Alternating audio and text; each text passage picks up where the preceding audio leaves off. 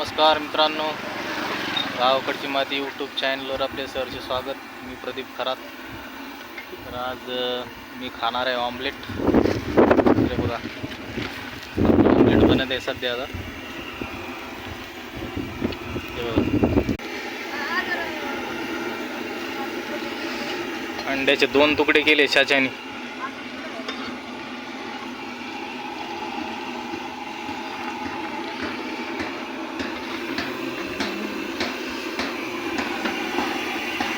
मस्त कांदा गिंदा टाकून पॅक करून घेऊ चहाच्याकून.